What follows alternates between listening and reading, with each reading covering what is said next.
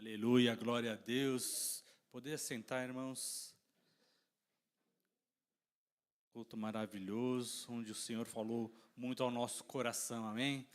Como nós nos alegramos em louvar o nome do Senhor, em engrandecer o nome do Senhor. E saber, que Ele opera em nós. 11 horas. Vamos ver como será hoje, Como será aquilo que Deus fará conosco. Tem a palavra, Hebreus 4, do 11 ao 13. O Senhor tem falado comigo a respeito dessa palavra. Vamos ver se eu consigo passar para os irmãos. Essa palavra ela é sobre a responsabilidade, sobre que nós devemos prestar contas, e como tem sido difícil, nos dias de hoje, as pessoas entenderem que ela tem responsabilidades, coisas nas suas mãos, coisas para cumprir, e diante de Deus, nós temos responsabilidade daquilo que ouvimos, por isso o Senhor ele preparou e nos deu 2 ouvidos, uma boca, sentidos, a boca para falar, os ouvidos para ouvir, os olhos para enxergar, as mãos para poder sentir, tudo para você poder perceber aquilo que está acontecendo, ou seja, você ter uma consciência das coisas, Você tem capacidade de raciocínio, são várias coisas para que nós percebamos aquilo que Deus tem para nós e o mundo que vivemos, Nós temos a possibilidade de andar, de perceber, de sentir o vento, Você sabe quando o vento está gelado e quando o vento está quente, Você sabe quando então, se está mais gelado, a gente fala para os filhos, olha, coloca a blusa, porque o vento constante gelado, Você tem, quer dizer, a percepção do ambiente faz você tomar decisões. Amém? Por quê? Porque você percebe as consequências daquilo que vai acontecer e você tem a preparação para estar naquele ambiente, Então, o nosso raciocínio e a nossa responsabilidade é nessas coisas. Então, a palavra de Deus diz assim, Hebreus 4, do 11 ao 13. Esforcemo-nos, pois, por entrar naquele descanso, a fim de que ninguém caia, segundo o exemplo da desobediência. Porque a palavra de Deus ela é viva e eficaz, e mais cortante de qualquer espada de 2 gumes, e penetra até o ponto de dividir alma e espírito, juntas e medulas, e é apta para discernir os pensamentos e propósitos do coração. E não há criatura que não seja manifesta na sua presença. Pelo contrário, todas as coisas estão descobertas e patentes aos olhos da quem temos de prestar contas, Então, a primeira coisa que nós vemos aqui da consequência da palavra é que nós temos que prestar contas, O sentido de a gente ter a responsabilidade de alguma coisa significa que você precisa prestar contas daquilo que você tem, Adão foi criado e ele teve uma responsabilidade de guardar o paraíso, Então ele tinha que guardar ali as árvores, os animais, tudo passou ali. Muito obrigado. Deus criou os animais e fez passar diante de Adão, que ele foi dando o nome para cada coisa, Ou seja, Deus deu o domínio sobre todos os animais, sobre os seres, para que ele tenha autoridade, mas se tem autoridade, tem a responsabilidade, e se tem a responsabilidade, precisa prestar contas. Amém? Né? Então, no mundo que nós estamos vivendo, nós vemos o entendimento de que a pessoa tem autoridade, ela tem responsabilidade, e ela pode fazer aquilo que ele quiser, porque ele não precisa prestar contas para ninguém. Mas, diante de Deus, nós percebemos o quê? Que todos precisam prestar contas. Então, não há responsabilidade, não há autoridade em que não tenha que prestar contas. Né? Por quê? Porque Deus, Ele criou todas as coisas, e Ele é Rei dos reis e Senhor dos senhores. Então, todos terão que prestar contas diante de Deus. Todos os ricos, poderosos, de autoridades, pessoas simples, cada indivíduo, jovens, velhos, fortes, servos, livres, todos têm o dever de prestar contas. E aqui Deus, né, começa a explicar para nós a respeito dessa situação e do poder da palavra de Deus. Então, ele deu a sua palavra a fim de que ninguém caia.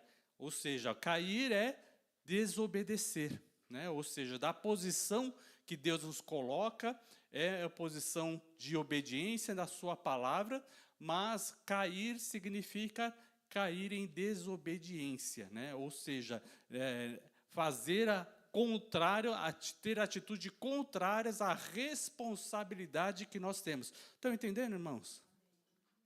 E a palavra de Deus, ela fala assim, a palavra de Deus, ela é viva e eficaz. Ou seja, a palavra de Deus produz em nós, né, todo aquele que ouve a palavra de Deus e recebe a palavra de Deus, a palavra ela entra no nosso coração de tal maneira que ela vem para discernir os pensamentos e propósitos. Então, aquilo que você está pensando e quais são as suas motivações, né, para poder executar. A palavra de Deus, ela vai entrar porque a palavra de Deus é a verdade, né? Jesus Cristo é o caminho, a verdade e a vida. Então, quando a palavra entra em nós, nós percebemos a verdade e nós percebemos a luz resplandecendo. E nós sentimos o quê? A vontade de estar de acordo com a verdade, de ir para a luz, para que nós tenhamos paz. Amém? Porque a palavra de Deus, ela vai produzir a paz em nosso coração. De que maneira? À medida que nós nos convertemos à sua palavra, à sua verdade, você se coloca do lado da verdade para que a palavra resplandeça. Então, aí você vai ter paz. Amém? Estão entendendo? Né? Então, por isso é importante nós lermos, né, ouvirmos, né, nós termos os nossos sentidos abertos. Para quê? Para termos a consciência. Então, o nosso coração ele fica sensível, né, nós passamos a ter um outro sentido, que é sentir no coração, né? Você sente pelas suas emoções, mas acima das emoções, né, vem a palavra de Deus. Por quê? Porque a palavra de Deus ela vai equilibrar. Nosso coração pode sentir medo, tristeza, amargura, pode sentir várias coisas. Aí quando vem a palavra de Deus, ela vai entrando e você vai se colocando, tomando posição a respeito da palavra, a palavra vai transformando e vai curando os nossos sentimentos. Amém? Né? Então, muitas vezes a gente olha uma situação e fala assim, não tem jeito. Tem jeito por quê? Porque todas as coisas são possíveis para Deus. Né? E Ele criou todas as coisas com a sua palavra. E cada vez que nós deixamos a palavra do Senhor entrar em nosso coração, ela vem e penetra a nossa alma e o nosso espírito. Por quê? a nossa alma está ligada no nosso espírito. Então, aquilo que você sente, se você sente muita tristeza, você ficou chateado ou decepcionado, angustiado, atribulado, isso afeta o teu espírito, que também afeta a sua alma. Então, quando a palavra de Deus ela entra nessa profundidade de separar a alma do espírito, você vai perceber e sentir aquilo que está acontecendo na sua vida, no teu dia a dia, mas pela palavra de Deus isso não vai afetar o teu espírito. Então você vai sim saber que as coisas estão acontecendo, né? Você não vai ficar alienado nem inconsciente, né? Porque a maneira do mundo de não sentir essa pressão no seu espírito é ficar inconsciente, né? Então, as drogas, né, por exemplo, se a pessoa fica embriagada de álcool, né, o que vai acontecer? Ela fica inconsciente. Então, ela tenta dominar a tristeza da sua alma, colocando a sua mente de uma maneira inconsciente, para ela não tentar sentir oprimida, né? Então, tem gente que, por causa desse sentimento, ela passa o quê? Ter uma vida alcoólatra, né? Ela passa a ter uma vida constante no álcool, por quê? Porque o álcool vai dar essa sensação de inconsciência e que as coisas não são tão graves como, né, o sentimento passa a mudar. Passa que aquela situação não é tão grave e aquela inconsciência que dá, né, a bebida faz com que a pessoa tenha um relaxamento. Então, digamos, ela pode ter um relaxamento em meio ao sofrimento, né? Então, esse é um efeito da droga. E isso tem outras drogas que também trazem um nível de inconsciência, onde a pessoa passa a ver outras coisas, até pássaros voando, ou, sei lá, figuras. Eu nunca me droguei, graças a Deus, né? Então, mas o relato de algumas pessoas dizem isso, né? Que vê coisas diferentes, que dá um barato, né? Alguma coisa assim, que vai tirar a tristeza das angústias do mundo. Então, o mundo tenta fazer isso, tirando a consciência.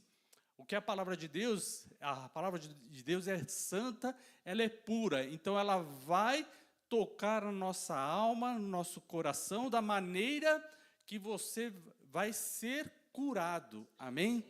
Né? Não é só um alívio momentâneo, ou que não é duradouro, ou que é ilusório, né? Porque o efeito da droga é só para você, naquele momento, não se sentir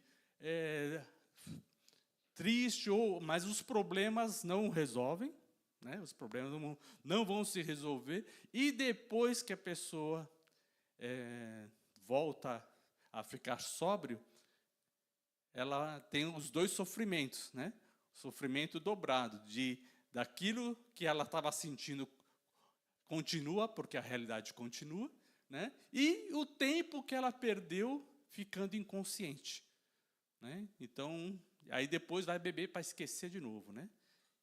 Por quê? Se torna um vício e não vai resolver, né? Então, todo o drogado, né, toda a pessoa que passou por situações ou que passa por vícios, ela precisa ser chamada à consciência para quê? Para perceber o que atrai essa pessoa para ficar inconsciente.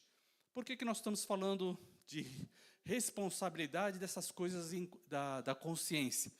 Por quê? Porque a responsabilidade e o prestar contas tem o princípio e o pré-requisito de que vocês têm consciência daquilo que você está fazendo, né? E o que o mundo faz é mostrar caminhos para que você fique inconsciente, né? E fala assim, eu não sabia, né? Eu não sabia, a culpa não é minha, né? São duas coisas que vêm rápido, né? Fala, eu tenho um problema, eu não sabia e a culpa não é minha, né? Eu não sabia que essa droga fazia mal, né? Eu não sabia que essa droga viciava, e a culpa não é minha. Porque eu fiz, porque me deram, porque me ofereceram, porque divulgaram, fizeram marketing que era bonito, que era legal, que era ser mais especial, que vai me dar um poder sobrenatural. São coisas que faz com que a pessoa fuja e não atribua uma responsabilidade. Por quê? Porque as drogas vão puxar para a pessoa para o lado da inconsciência, onde ela entende que ela está impossibilitada de julgar adequadamente. Fala, não, eu cometi um crime, mas eu estava inconsciente, eu estava fora da minha razão, né? Eu fiquei totalmente irado, então eu surtei.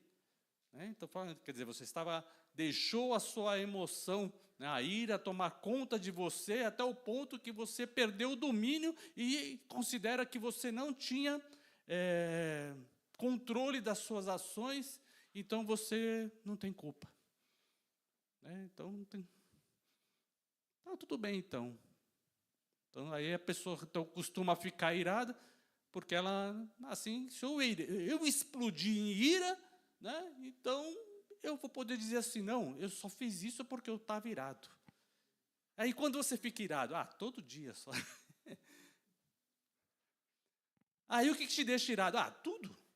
Ir trabalhar, levantar cedo, tudo me deixa irado, né? Então vou te dizer uma coisa, você está viciado na ira. A ira está sendo uma droga para você. Explodir em ira, explodir falando palavrões, explodir ofendendo outras pessoas, isso está sendo uma droga. Por quê? Porque isso está sendo um instrumento seu para dizer que você está inconsciente. Mas resolve alguma coisa? Os problemas vão resolver? Não, não vão resolver. E assim, se deixar levar pela amargura, a amargura é semelhante. A ira, né, e a amargura, ela tem esse efeito de a gente passar a viver com aquilo. Tem gente que não precisa de drogas, né, de cigarro, de droga, acho que eu ia falar opiópticos, acho que não é. Todas as drogas derivadas do ópio, né, ou semelhantes ao ópio, que mudam a consciência ou que dão um superpoder, faz a pessoa se sentir forte demais. Mas a ira e a amargura são caminhos que a nossa alma, às vezes, escolhe para poder dizer que você não tem culpa. Você não resolveu os problemas, você não quer prestar conta porque você está muito amargurado. Então, se eu estou muito amargurado, então eu não tenho culpa, não foi culpa minha. É que fizeram comigo. Só que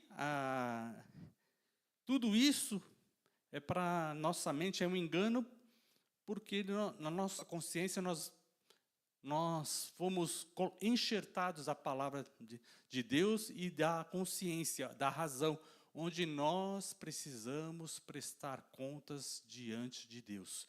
Todas as pessoas vão ter que prestar contas, não só os ricos, não só os poderosos, não só quem tem autoridade, ou só aquele que obedece, né? Tem aquelas pessoas que dizem assim, não, eu só sou um empregado, a culpa é dele, ele mandou fazer, eu fiz. Mas você fez, a responsabilidade é sua. Não, eu roubei, mas foi o chefe que mandou roubar. Não tem essa. Se você está subordinado a uma pessoa que manda fazer uma coisa errada, a responsabilidade é sua também. E então, só que a nossa mente, ela está sendo enganada dizendo que ele é o chefe, outra pessoa mandou fazer. O crime organizado. Não, tem um que é o chefe que faz. Não, ele, só aquele que está lá no controle da quadrilha, ele que manda tudo, ele que é o culpado de tudo. Eu falei, não, Todas as pessoas que estão agindo errado são responsáveis. Todos têm que prestar contas. Amém? Estão entendendo? Né? E a palavra de Deus, ela faz o quê? Aumentar o nosso nível de consciência, de maneira que você vai entendendo que tudo, todas as coisas que você faz têm uma ação, uma responsabilidade, uma consequência.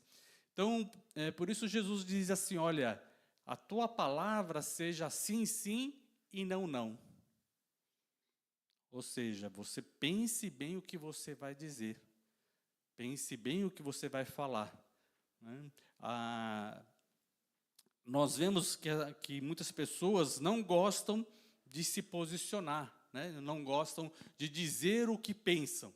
Mas, quando é para murmurar, ela não pensa duas vezes. Chegar e falar, não, isso está errado por causa disso, disso, disso, aquela pessoa só faz coisa errada. Para reclamar, ela não pensa duas vezes. Por que, então, para ela se expor e dizer qual é a opinião dela sobre algum assunto, alguma situação, ela fala, não quero me expor. Mas ali, para falar mal, ela se expõe. Para se colocar diante de Deus, não quero, não é culpa minha. Mas para responsabilizar, murmurar e acusar outras pessoas, aí isso ela rápido. Mas nós precisamos entender que nós temos a responsabilidade sobre as nossas vidas. Nós temos a responsabilidade sobre o nosso corpo. Nós temos a responsabilidade daquilo que nós comemos. Todo o alimento que você tem, que você vai receber, a responsabilidade de se alimentar é de cada um. Os pais ensinam o quê? As crianças a se alimentarem, ensinam qual é o alimento que ela deve se alimentar, então até ela ser capaz de discernir, de ter a razão, de ter uma maturidade, aí a partir dos 12 anos, ela vai o quê? Perceber e decidir o que está se alimentando ou não. Amém? Então não adianta dizer assim, eu como muito. Não é culpa minha. Eu como pouco. Mas não é culpa minha. Eu como mal, mas não é culpa minha. Vou modificar, não é a questão da culpa, não é a minha responsabilidade. Eu como, mas não é a minha responsabilidade. Eu bebo, mas não é a minha responsabilidade. A gente precisa entender, e ensinar que nós precisamos prestar contas de tudo que nós estamos fazendo. Nós precisamos ensinar os nossos filhos a isso. Estão entendendo, irmãos? Eu sei que é uma situação difícil, é difícil de abordar esse tema, porque as pessoas pensam de uma maneira e oram e começam a ter um relacionamento com Deus de uma maneira diferente, achando que a responsabilidade é de Deus. Se eu tenho algum problema que eu preciso resolver, então Deus é que vai resolver. Então, começam a orar dizendo, Senhor, faça isso, faça aquilo outro, eu preciso ter a minha vida transformada e você passa a responsabilidade para Deus fazer todas as coisas. E aí nós precisamos entender que Deus deu a nós raciocínio, capacidade para nós agirmos. Amém, irmãos? E Ele deu a sua palavra para nos orientar, para nós aprendermos a viver. No Salmo 18, é um salmo, eu gosto muito do salmo, ele fala sobre a angústia que ele está passando,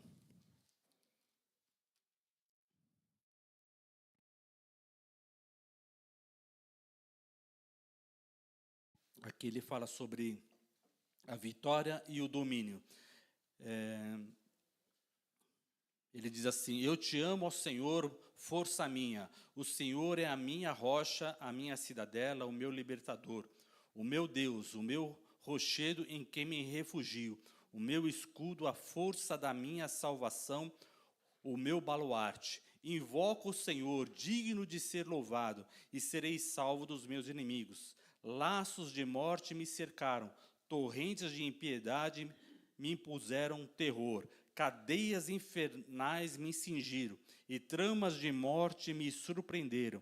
Na minha angústia invoquei o nome do Senhor, gritei por socorro ao meu Deus, e ele do seu templo ouviu a minha voz, e o meu clamor lhe penetrou os ouvidos. Então a terra se abalou e tremeu, vacilaram também os fundamentos dos montes, e estremeceram, porque ele se indignou. Então aqui esse salmo vai mostrando o quê? A angústia que a pessoa, que o salmista estava sentindo, de toda a aflição, e ele já não tinha mais forças para sair daquela situação. E a oração e invocar o nome do Senhor resolve, e Deus vem para agir, para tirar de uma situação onde você não consegue mais reagir. Amém? Né? Então o Senhor é poderoso para livrar, né, dos laços da morte, das cadeias do inferno. E aqui ele começa a falar sobre como o Senhor ele toma uma atitude, né? No verso 17, 16 diz assim: do alto me estendeu ele a mão e me tomou, e tirou-me das muitas águas. Livrou-me de forte inimigo e dos que me aborreciam, pois era mais poderoso do que eu. Então, toda vez que você estiver enfrentando uma dificuldade que é superior às suas forças, sua capacidade de reagir, você pode confiar no Senhor e buscar no Senhor. Amém? Porque Ele é poderoso para nos livrar, porque o Senhor ele não deixa sobre nós uma coisa superior ao que você pode enfrentar. E toda vez que você estiver enfrentando uma luta, uma situação que você sente que é superior à sua capacidade de reagir, você precisa fazer o quê? Invocar o nome do Senhor. Amém? E Ele vai fazer. Por quê? Porque Ele prometeu. O Senhor, Ele se comprometeu conosco. Ele é o nosso Pai. Amém? Então, como o nosso Pai, Ele tem a responsabilidade de livrar. Amém? Daquele que o honra, daquele que obedece, daquele que se submete à sua palavra. Porque a sua palavra é poder. Né? E Ele nos deu essa autoridade, esse acesso de, no momento da angústia, no momento que tudo está dando errado, no momento da maior adversidade, você pode invocar o nome do Senhor. Né? Ou seja, você precisa entender que nós temos o acesso ao Pai para os momentos de angústia. Né? E aqui ele vai falando, né, livrou-me de forte inimigo, dos que me aborreciam, que eram mais poderosos do que eu. No verso 20 diz: retribuiu-me o Senhor segundo a minha justiça, recompensou-me conforme a pureza das minhas mãos, pois eu tenho guardado os caminhos do Senhor e não me apartei perversamente do meu Deus. Então aqui ele começa a dizer que ele teme ao Senhor e que ele está guardando a palavra no coração. Então ele tem a responsabilidade de guardar a palavra, e ele guardou a palavra do Senhor.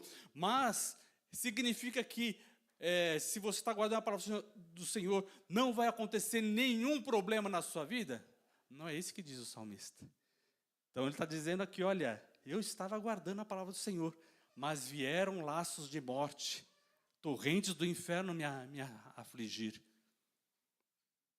Né? E aqui ele está dizendo que o Senhor me retribuiu segundo a minha justiça, ou seja, a justiça no sentido de que eu estou obedecendo a palavra e estou buscando ao Senhor. né? Então, ele invocou o nome do Senhor e o Senhor socorreu. Amém? Então, você tem essa confiança de continuar servindo ao Senhor, mesmo em meio à dificuldade, permaneça firme na palavra, firme na responsabilidade de guardar a palavra do Senhor no seu coração. Amém? Né? Mantenha-se firme e creia no livramento do Senhor. E assim ele continua. Porque todos os seus juízos me estão presentes. Não me afastei de mim os seus preceitos. Também fui íntegro para com ele e me guardei da iniquidade. Daí retribui-me o Senhor segundo a minha justiça, conforme a pureza das minhas mãos na sua presença. Então, ele está dizendo, olha, toda vez que tenha a confiança, né, em Deus, de invocar o nome do Senhor.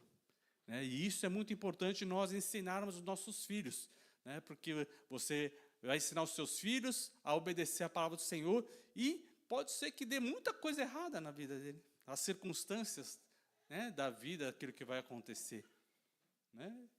Mas a gente tem que dizer o quê? Continua firme no caminho do Senhor. Né? Continue firme que o Senhor vai te livrar. Não deixe de orar e clamar o nome do Senhor. Né? Não deixe de buscar ao Senhor. Não é só aguardar. Né? Também é invocar o nome do Senhor. Amém? E aí ele diz, para com o benigno te mostras. No verso 25, com o íntegro também íntegro. Com o puro te mostras, com o perverso, inflexível. Então, aquele que quer se manter perverso, Deus vai fazer o quê? Vou mudar de ideia. Ele não muda mesmo, então eu vou fazer tudo que, né, tudo que esse perverso quer, porque ele está com o coração duro, ele não quer mudar. Não. Né? Com o perverso, como é que Deus se mostra? Inflexível. Né? Ou seja, a palavra de Deus não muda. Né? Então, a responsabilidade nossa é o quê? É nos convertermos, né? Nós mudarmos. O perverso se arrepender dos seus caminhos e buscar ao Senhor. Verso 27, porque tu salvas o povo humilde, mas os de olhos altivos tu os abate. Porque fazes resplandecer a minha lâmpada, o Senhor meu Deus, e derrama a luz nas minhas trevas. Pois contigo desbarato exércitos, com o meu Deus salto muralhas. O caminho de Deus é perfeito, a palavra do Senhor é provada. Ele é escudo para todos os que nele se refugiam. Pois quem é Deus, senão o Senhor? Quem é o rochedo, senão o nosso Deus? Né? Então, nós vemos aqui, pois contigo desbarato o exército. Ou seja, a nossa responsabilidade é enfrentar as dificuldades. Amém? Essa é a nossa responsabilidade. Enfrentar aquilo que está nos assolando. Né? E assim nós fazemos parte do exército do Senhor. Pois quem é Deus é o Senhor. Verso 32. O Deus que me revestiu de força e aperfeiçoou o meu caminho. Aos meus pés deu a ligeireza das corças e me firmou nas minhas alturas. Ele adestrou as minhas mãos para o combate, de sorte que os meus braços vergaram um arco de bronze. Também me deste o escudo da tua salvação, e a tua direita me susteve, e a tua clemência me engrandeceu. Alargaste os meus passos o caminho, e os meus pés não vacilaram.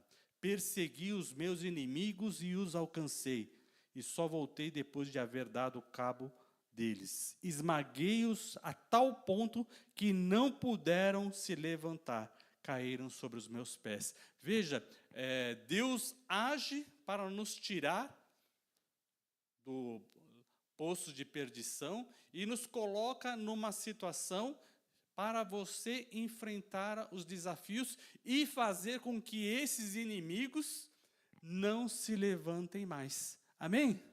Então, nós vemos a obra completa. Por quê? Porque a palavra do Senhor, o caminho de Deus é perfeito e a palavra do Senhor é provada. Ou seja, todos nós precisamos enfrentar dificuldades onde nós temos que domar as nossas emoções, né? Ou seja, se nós nos iramos, se nós nos amarguramos, nós precisamos fazer o quê?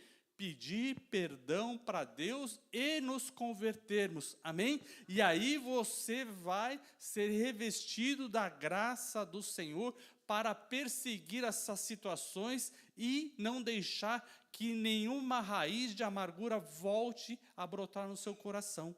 Amém? Está entendendo? Esses são os inimigos, né? A violência, o ódio, o conflito, né? A briga, a ofensa, esses são os nossos inimigos e nós precisamos fazer o quê? Tirá-los da nossa vida. Amém? Essa é a nossa responsabilidade. Conseguimos fazer isso sozinhos? Não. Nós fazemos pelo poder de Deus, mas não deixa de ser a nossa responsabilidade. Amém, irmão? E assim, é assim que nós ensinamos nossos filhos ao quê? A eles passarem por as dificuldades e permanecerem em pé. Amém? Não é falar assim, olha filho, eu quero que você nunca passe por nenhuma dificuldade na vida. Não, isso pode ser, é um desejo bonito. É bonito você falar assim, filho, eu não quero que você passe por nenhuma dificuldade na vida. Mas é possível a gente fazer isso? É possível que alguém ande na vida sem passar por nenhuma dificuldade?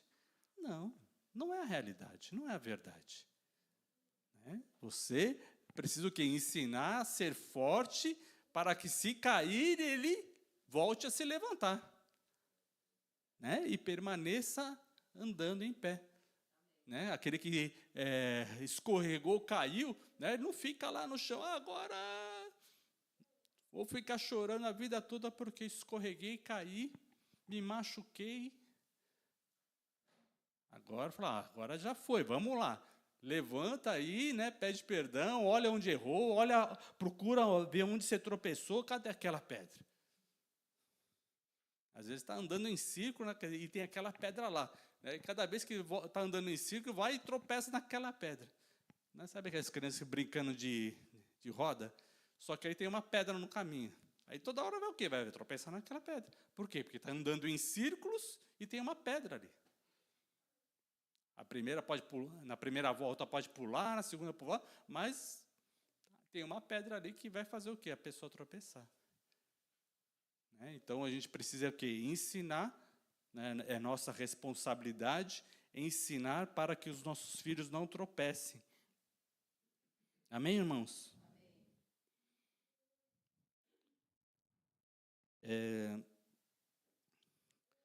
O motivo de nós pregarmos a palavra do Senhor é para que as pessoas sejam lembradas, está em 1 Pedro 4, que nós temos que prestar contas. Porque muitas pessoas vivem achando que ele pode fazer, que a vida é dele, ele faz o que ele quiser da vida e ele não vai ter que prestar contas. Então, a gente só tem que lembrar a pessoa que você vai precisar prestar contas. Se a pessoa quer fazer aquilo que quiser da vida dela, é responsabilidade dela. Ninguém tem nada com isso. Você só tem que lembrar que ela vai precisar prestar contas. Porque isso é a palavra do Senhor.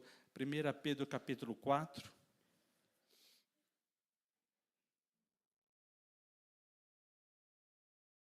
Diz assim: ora, tendo Cristo sofrido na carne, armai-vos também do mesmo pensamento.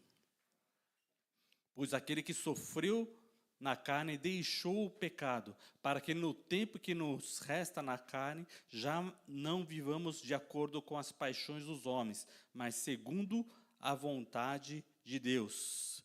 Verso 5: os quais hão de prestar contas àquele que é competente para julgar vivos e mortos, pois para esse fim foi pregado o evangelho também aos mortos, para que, mesmo julgados na carne segundo os homens, vivam segundo Deus, né? Então, o evangelho, a palavra do Senhor, ela é pregada para que todos saibam que precisam prestar contas. Esse é o motivo da pregação.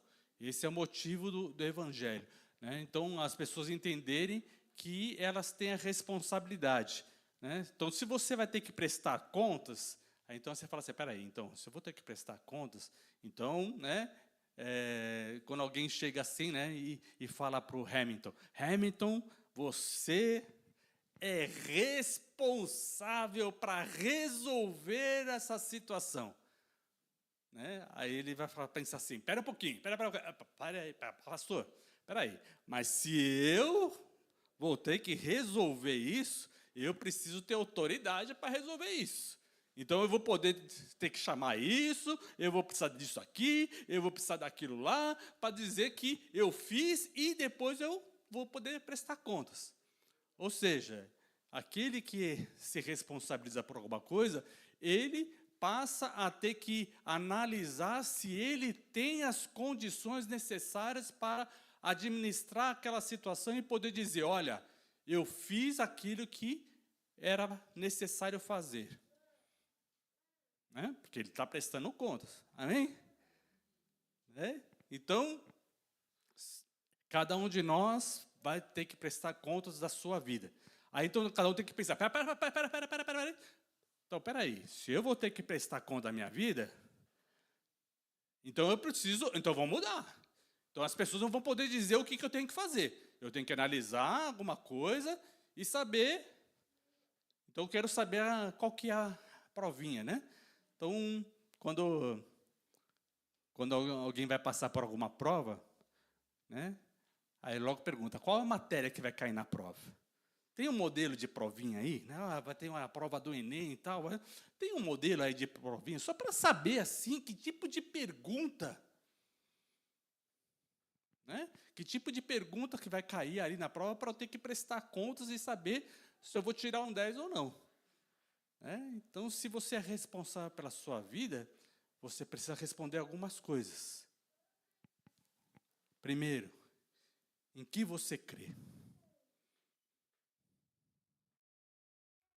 Né? Segundo, qual é o pensamento e as leis daquele que você crê? O que Deus espera de você?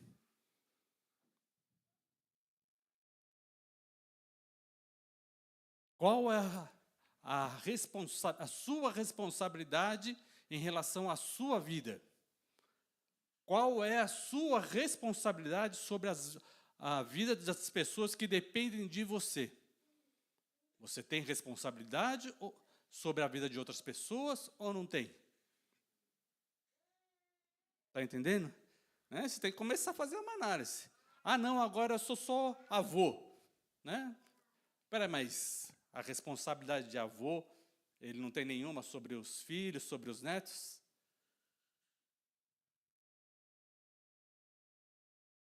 Qual que é a sua responsabilidade? Acabou? Fica tranquilo, tá, Hamilton? Fica tranquilo, pode relaxar. Mas o Hamilton está de parabéns, né, Hamilton? Aí, tá de parabéns. Assumiu uma grande responsabilidade e resolveu. É isso aí. Glória a Deus, né? A gente tem que, cada dia mais, a gente perceber o que nós temos que prestar contas e saber quais são as competências, né? Miqueias, a profeta Miqueias, capítulo 6.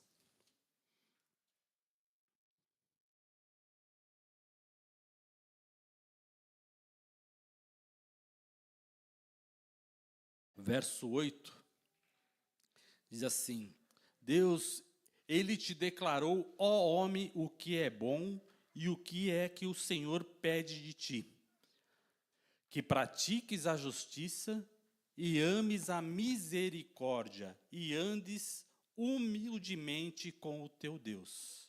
Né? Então, o que Deus espera de nós, homens? Né? Deus pede que nós pratiquemos a justiça, que nós amemos a misericórdia e andemos com humildade diante de Deus. Né? O que é a misericórdia? A palavra original é kesed, que significa generosidade, misericórdia, bondade, amor infalível, ternura, fidelidade. Né? Então, o que Deus espera de nós é a misericórdia, bondade, fidelidade. Né? Então, isso é que Deus vai analisar da nossa vida. Amém, irmãos? Estão entendendo? Então, nós temos a responsabilidade diante de Deus. Né? Você entende que sim? Alguns já estão entendendo que sim, que tem responsabilidade de Deus. Você entende que tem responsabilidade diante de Deus? Olha, já aumentou. Não são todos, mas já aumentou. Ezequiel 33. Deus tem prazer na conversão. Né?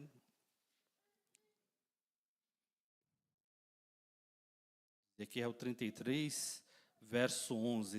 Esse texto fala sobre o dever do verdadeiro atalaia. O que é atalaia? Atalaia é aquele que fica numa torre de vigia e verifica quando tem algum perigo, né?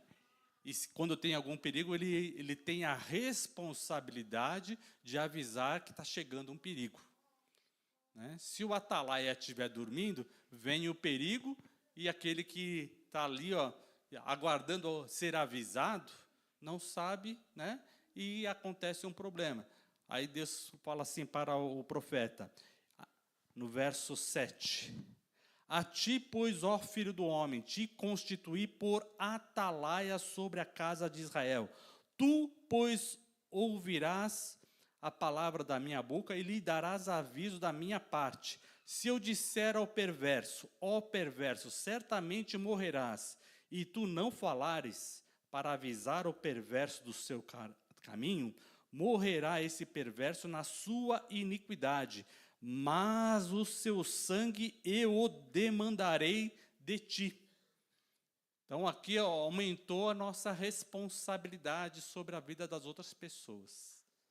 Nós temos responsabilidade da nossa vida, e muita gente fala assim, ó, cuida da sua vida. Fala, é isso aí, eu tenho que cuidar da minha vida. Né? Aí você fala assim, não, mas diante de Deus, eu vou ter que dizer que eu falei para você, que eu avisei que você vai ter que prestar contas. Ah, por que você não fecha a sua boca, né? Eu falei, então, eu não fecho a minha boca porque eu vou ter que dizer para Deus que o perverso está agindo com perversidade.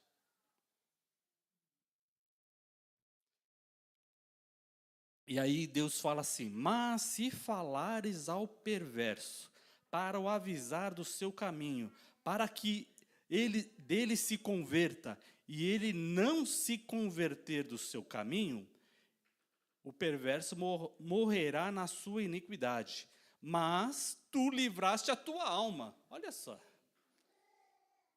Então, diante de Deus, Deus vai falar assim, e aquela da pessoa? Você falou e ela mesmo assim continuou do que ela estava fazendo e ela vai morrer na iniquidade dela. Ah, mas eu vi aqui que você falou para ela, né? Ó, livrou, hein? Escapou dessa, hein?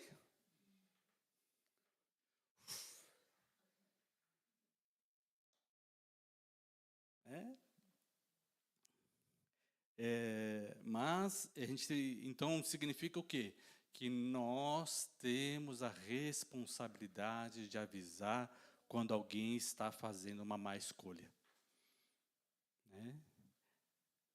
Os pais, ele tem obrigação de dizer ao filho: filho, esse caminho que você está escolhendo é um caminho errado.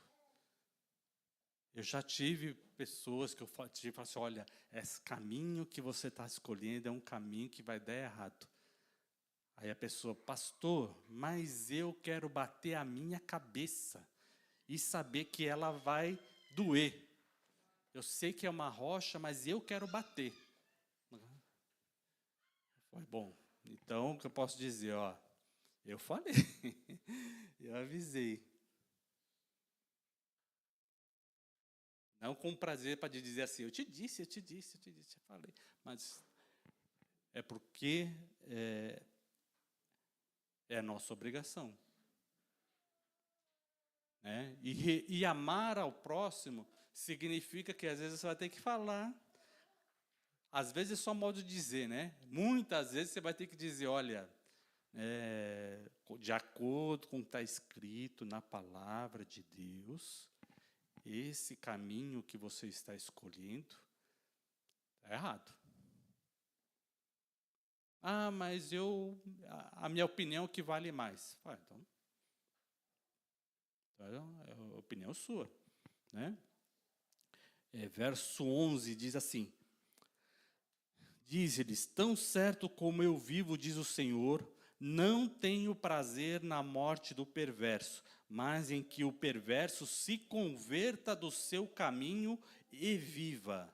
Convertei-vos dos vossos maus caminhos, pois porque é a vez de morrer, ó casa de Israel. Então muita gente pensa assim: ah, mas ele foi avisado, aí ele continua fazendo o caminho, tal. Ah, Deus vai mudar na hora do julgamento. Deus vai pensar assim: puxa vida, você não conseguiu mudar o seu caminho. Ah, você foi avisado. Ah, quantas vezes foi? Ah, só foi 150 vezes que você foi avisado por pessoas diferentes, né? Cada uma falou uma vez, né? Mas, não consegui. Não conseguiu. Então, sabe o que vai acontecer com você?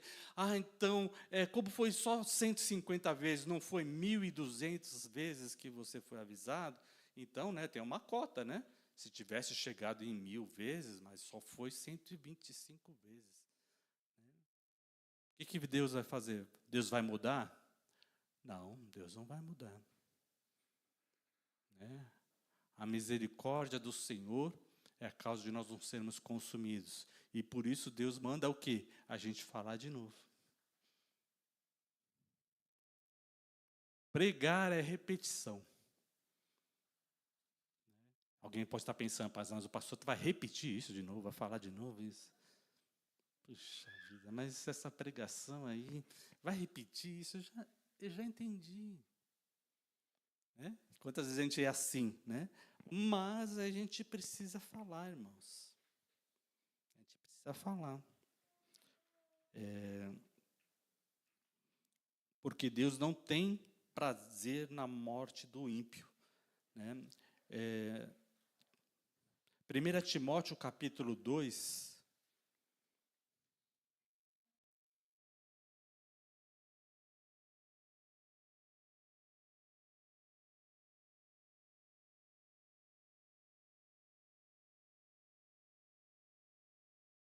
diz assim, verso 1: antes de tudo, pois, exorto que se use a prática de súplicas, orações, intercessões, ações de graças em favor de todos os homens, em favor dos reis e de todos que se acham investidos de autoridade, para que vivamos uma vida tranquila e mansa, com toda a piedade e respeito. Isto é bom e aceitável diante de Deus, nosso Senhor e Salvador, o qual deseja que todos os homens sejam salvos e cheguem ao pleno conhecimento da verdade. Então, aqui, mais uma coisa que nós temos que prestar contas. Eu cheguei diante de Deus, falei assim: o que aconteceu? Você veio do Brasil? Como é que era a vida do Brasil? Deus. cada governante, cada situação, cada cobrador de imposto, cada fiscalizador, você não sabe o que acontecia. Eu falei, mas você não fez nenhuma oração. Você não fez nenhum pedido sobre essa situação. É nossa responsabilidade. É nossa responsabilidade nós fazermos orações, súplicas, intercessões em favor de todos os homens, em favor dos reis, de quem está investido de autoridade, para que nós vivamos uma vida tranquila e mansa. Está entendendo, irmão? Então, nós também temos essa responsabilidade. É muita responsabilidade, irmão? Só com a graça de Deus, né, irmão? Né? Então, nós estamos tendo uma vida tranquila e mansa. Quem aqui está tendo uma vida tranquila e mansa? Ai, como minha vida é tranquila. Ai, como minha vida assim, é maravilhosa. Né? Meu filho gosta de falar assim, ai, como é bom ver o rico viver bem.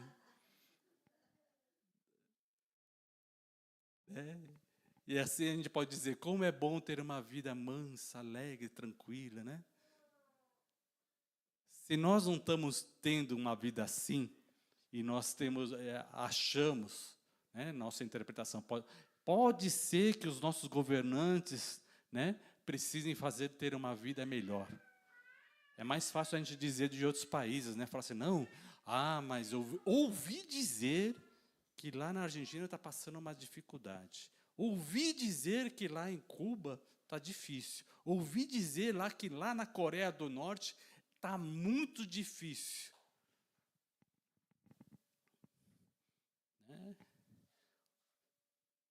Então, será que nós temos alguma responsabilidade se você ouviu dizer? Se ouviu dizer e não fez nada, o que você fez a respeito? Então, Deus nos leva a fazer essas coisas, por quê? Porque Ele mesmo fez. Amém? Veja nesse 1 Timóteo capítulo 2, na sequência. Verso 5.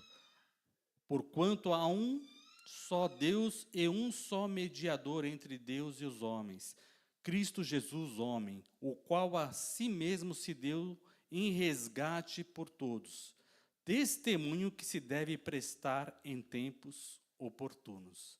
Então, este é um testemunho que nós devemos prestar. Então, além de prestar contas, nós precisamos prestar testemunho. Uia!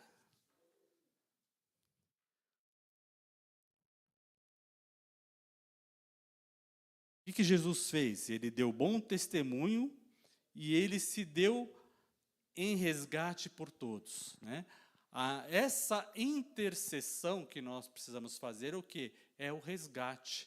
Então, você conhece alguém que está muito atribulado, está com a mente assim, obstinada, né? Que não consegue se concentrar, você não consegue... O que nós precisamos fazer? Orar por ele, interceder. Amém. Então, já vou falar de novo que já eu posso ouvir uma pequena nuvem de amém. Que está chegando. A chuva de glória, de intercessão está chegando. Vamos lá. Nós precisamos interceder, né, com orações, súplicas, ações de graça em favor de todos os homens. Amém. Aleluia. Aplauda ao Senhor. Aplauda ao Senhor.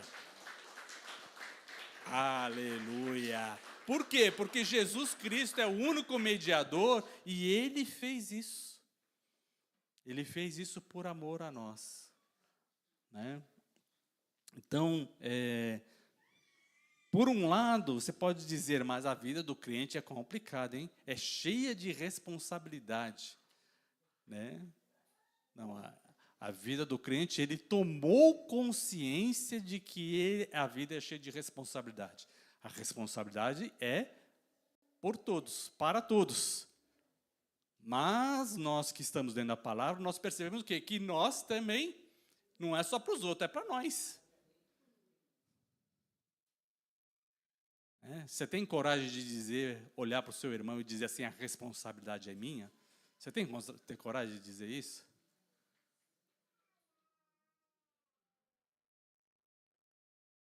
É mais difícil olhar para uma marido e mulher, né? Um olhar para o outro assim, né?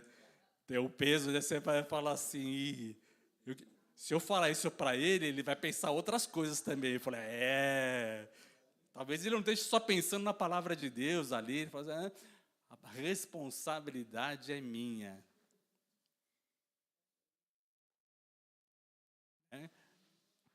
É gostoso a gente dizer assim, a autoridade é minha. Você não é mais forte você dizer assim? Diga para o seu irmão, a autoridade é minha, né? Aí você fala, legal, né? Mas quem tem autoridade tem responsabilidade. E quem tem responsabilidade tem que prestar contas.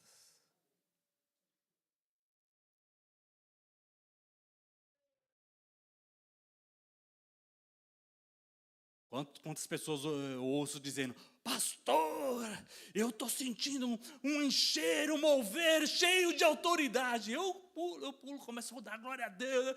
Mas você sabe o que significa isso, irmão? Vem cá, desce aqui. Às vezes tem uns que sobem que nem balão, né? Você pensa que... Você começa a puxar, vem cá. O que significa essa autoridade que você tem? O que significa essa responsabilidade que você tem? Né? E aqui ele fala de testemunho. E quando é testemunho que se deve prestar em tempos oportunos. Então, testemunho não é só diante de Deus, ok? O que é o testemunho? É diante dos homens, né? Então, se é diante dos homens, é uma prestação de contas que nós temos que dar uns aos outros. Ui! Quem gosta de prestar contas aqui da sua vida para alguém? Vou falar assim, só de uma coisa assim, para o seu pai.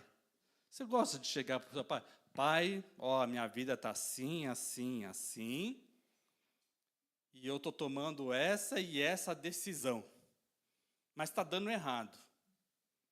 Eu devo continuar tomando essa decisão aqui? Quem gosta de fazer isso? Tem gente que para o pai fala, para o pai eu falo, né? Tem gente que só fala para a mãe, né? Porque a mãe é mais, né? A mãe vai entender e não vai contar para o pai.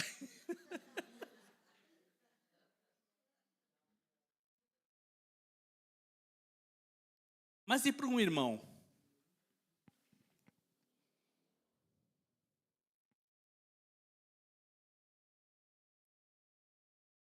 Hebreus 7.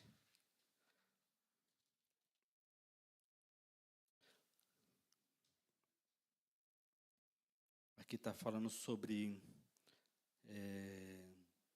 sacerdócio. Hebreus 7, 20, 21.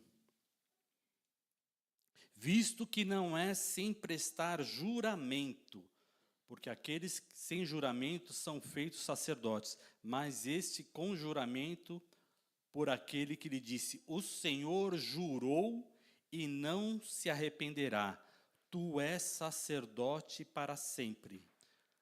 Por isso mesmo Jesus tem se tornado fiador de superior aliança. Né? Então, nós vemos o quê? Ali, os sacerdotes, eles eram feitos, né, por ser herdeiros. Então, os filhos de Arão, todos passaram a exercer compromisso, né? Agora, nós temos uma aliança onde Deus jurou e não se arrependerá. Ou seja, se Deus já não muda a sua decisão, quando Ele jura alguma coisa, significa o quê? Ele vai mudar? Né? Então, tu és sacerdote para sempre. E está falando de quem? De Jesus Cristo. Então, algumas pessoas estão pensando assim, Deus vai mudar de ideia e Jesus Cristo não será o sacerdote. Deus vai mudar de ideia, então eu posso buscar outro intercessor que não seja Jesus.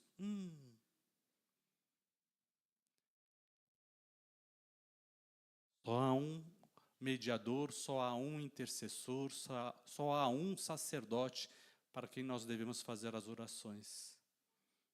Por quê? Porque Deus jurou e Deus estabeleceu a sua palavra. E assim, os ministros de Jesus Cristo passaram a ter que fazer juramento para cumprir a sua palavra.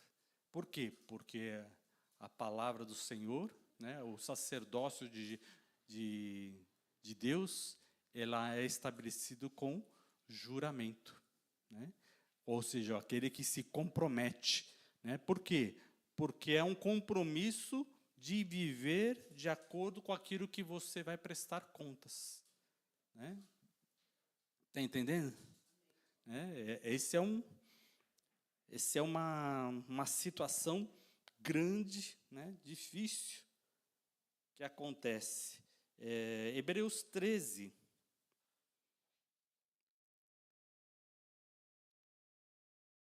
Verso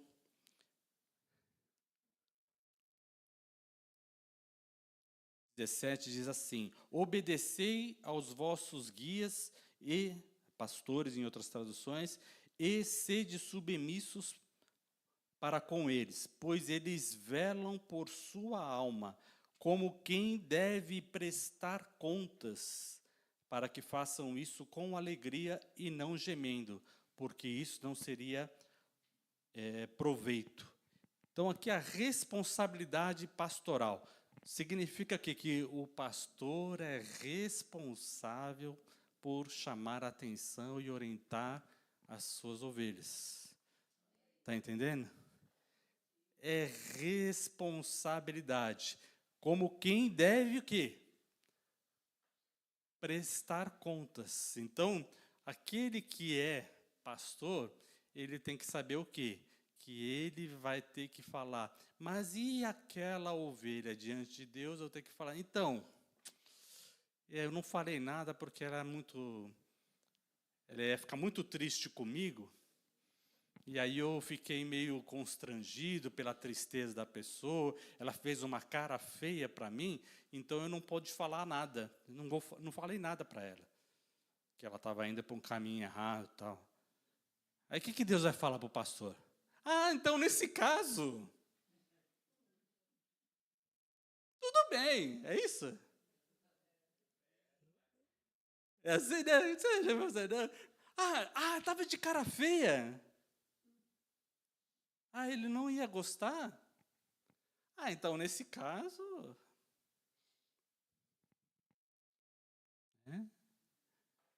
Ou seja, não tem jeito, né? O pastor, ele corre risco de perder a salvação por não chamar a atenção das suas ovelhas.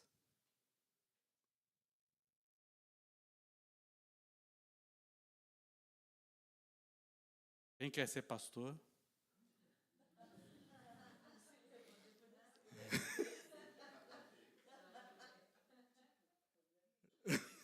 Então, só para a gente entender a questão de responsabilidade, né? Então, nós temos a responsabilidade, e a responsabilidade do pastor é ele perder a sua salvação, irmão.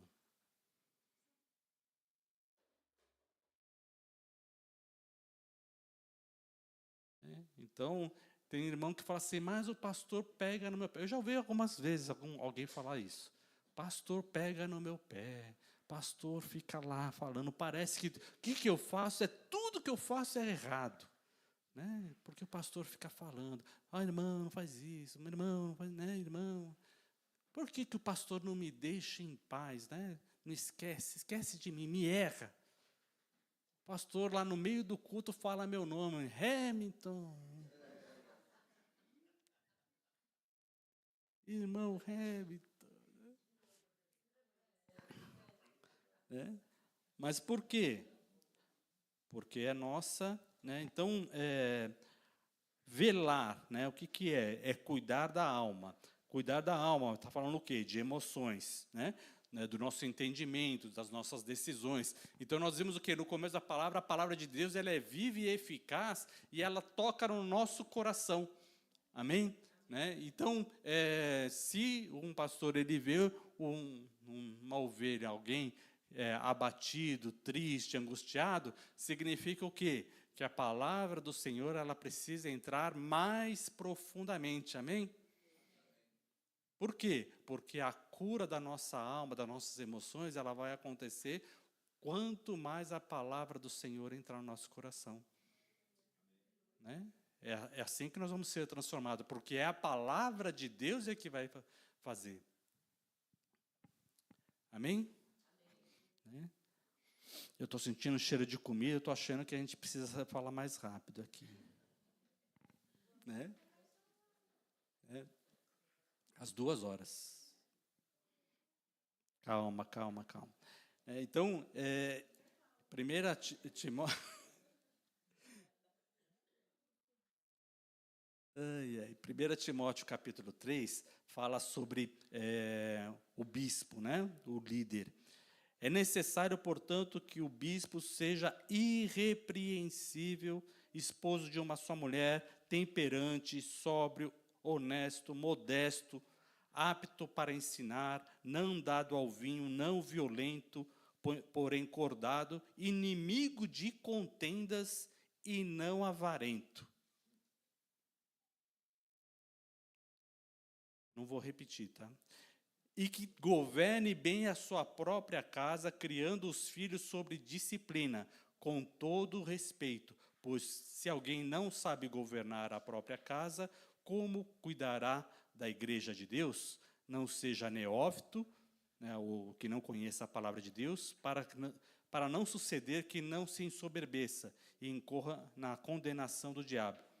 Pelo contrário, é necessário que ele tenha bom testemunho dos de fora, a fim de não cair na vergonha e no laço do diabo. Né? Então, tudo isso a respeito do bispo, né? do presbítero, né? Do pastor. Isso é uma coisa diferente que cada um de nós deve buscar no Senhor? Ou é só para o pastor isso aqui? No verso 8 diz, semelhantemente quanto aos diáconos, é necessário que sejam respeitáveis de uma só palavra, não inclinados a muito vinho, não cobiçosos. Né? E aí vai falar a mesma coisa, né? Que eles tenham, no verso 12, o diácono seja marido de uma só mulher e governe bem os seus filhos e a sua própria casa. Né? Então, significa o quê? Que nós temos uma responsabilidade em ensinar os nossos filhos. Né? Significa que os pais, eles são pastores dos seus filhos. Né? E os pais, eles vão prestar contas pelos seus filhos. Né? Então, por isso é necessário que nós entendamos as suas emoções, demos entendimento da palavra, ajudemos nas decisões. Né? Então, isso significa que nós temos que observar, ensinar e disciplinar. Amém? Provérbios capítulo 22, que fala sobre... Eu tenho só mais 1 hora para falar, mas eu não vou...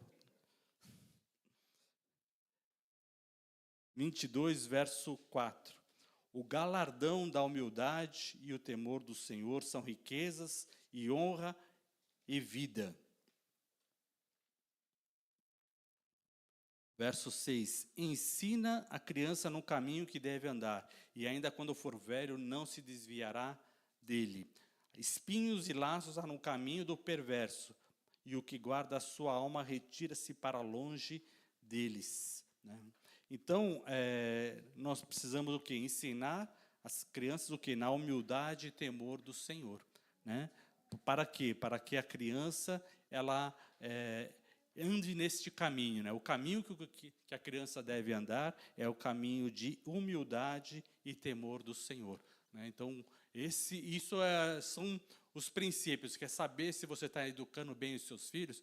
Então, você precisa ver, né, se eles estão andando em humildade e temor a Deus. Né?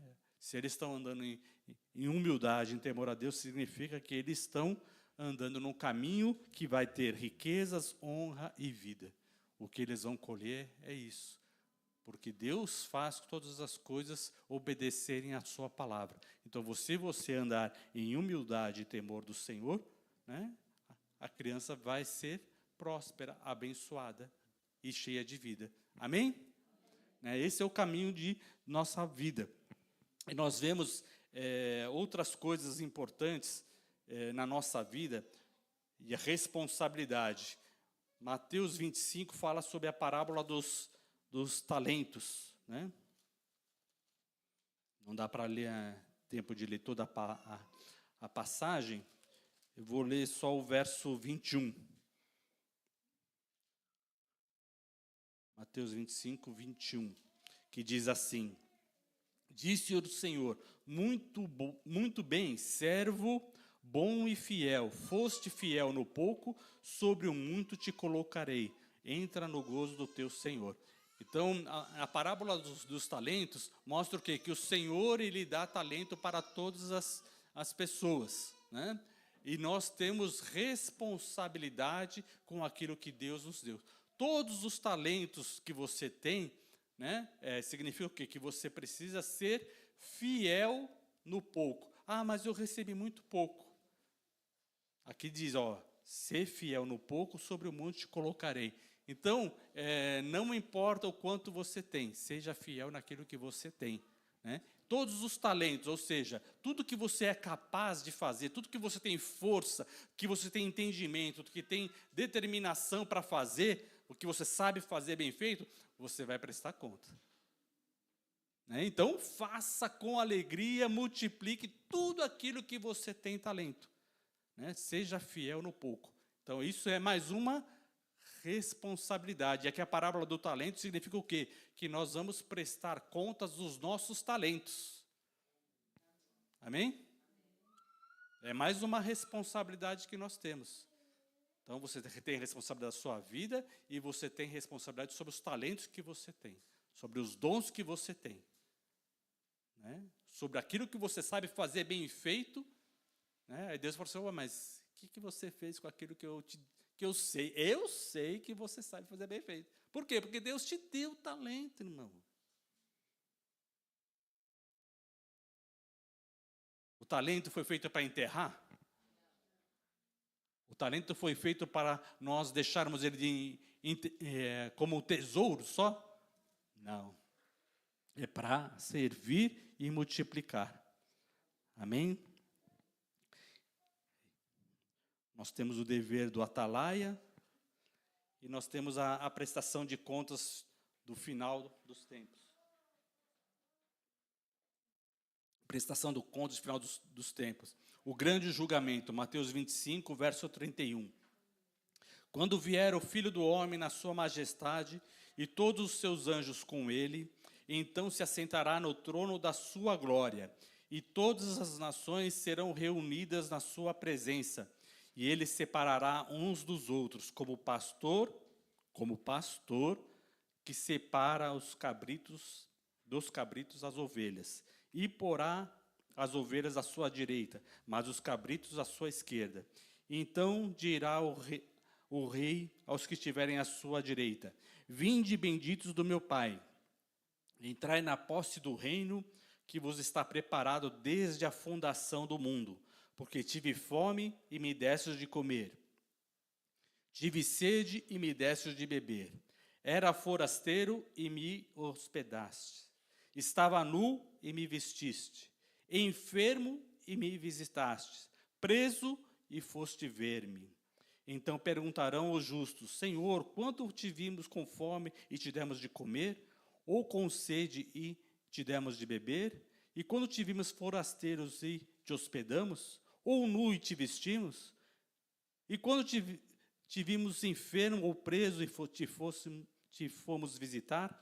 O rei responderá e lhes dirá: em verdade vos afirmo que sempre que fizeste a um desses meus pequeninos irmãos, a mim o fizestes. Né? O que nós vemos aqui no juízo final? Prestação de contas. Tive fome e me deste de comer.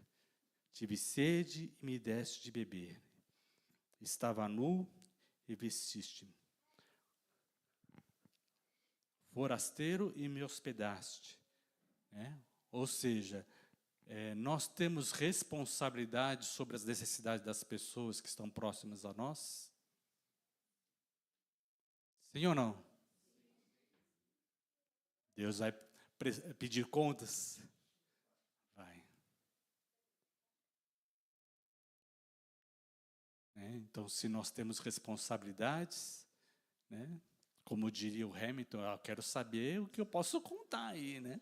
Eu quero saber dos meus dons, eu quero saber dos meus talentos, eu quero saber do que eu posso fazer aí.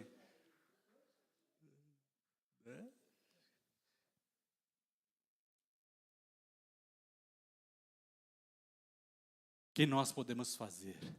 Entrega o teu caminho ao Senhor, confia nele, ande humildemente diante do Senhor.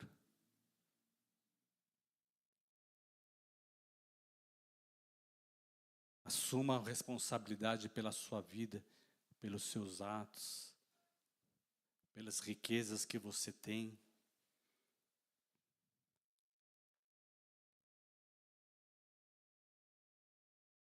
Amém, irmãos? Convido você a ficar em pé, você que pode.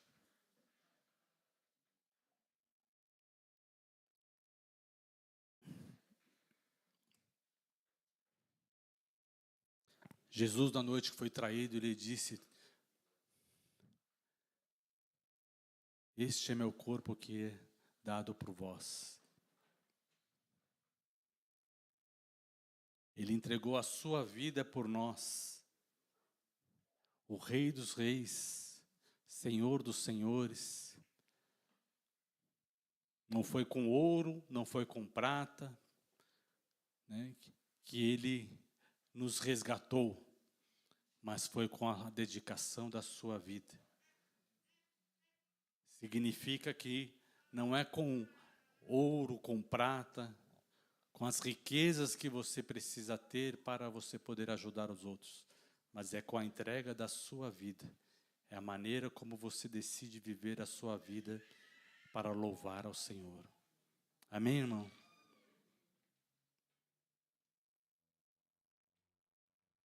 A palavra do Senhor é viva, ela é eficaz.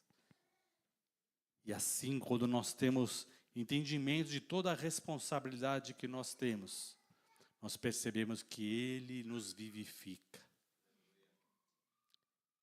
Ele adestra as nossas mãos.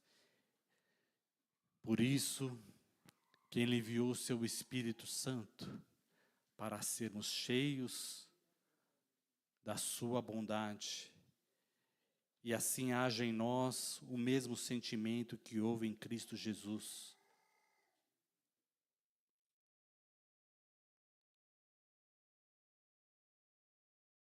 Jesus aniquilou-se a si mesmo e tomou a posição de servo. Bendito é o nome do Senhor. Semelhante aos homens, mas ele permaneceu fiel.